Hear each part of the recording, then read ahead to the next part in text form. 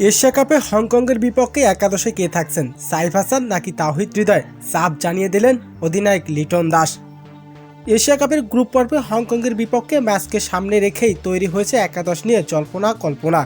সাইফ হাসান নাকি তাওহিদ হৃদয়, কাকে রাখা হবে সেটি এখন আলোচনার কেন্দ্রবিন্দু।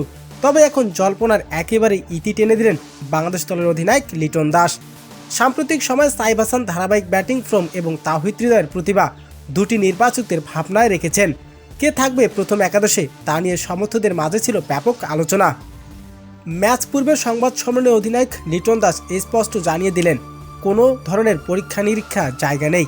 হংকংয়ের বিপক্ষে একাদশ নিয়েই মাঠে নামব। যে ভালো খেলবে সেই একাদশে থাকবে, যে দলকে ভালো সার্ভিস দেবে তাকে এবার একাদশেই নিতে হবে। নেদারল্যান্ডের বিপক্ষে বাজে ফর্মের কারণে বাদ পড়তে পারেন তাওহিদ হৃদয়।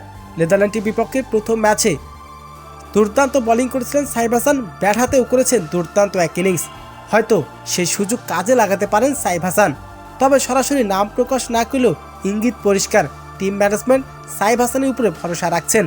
তাই তো তাওহিদ হৃদয়কে অন্তত হংকংয়ের ম্যাচে একাদশে বাইরে থাকতে হচ্ছে।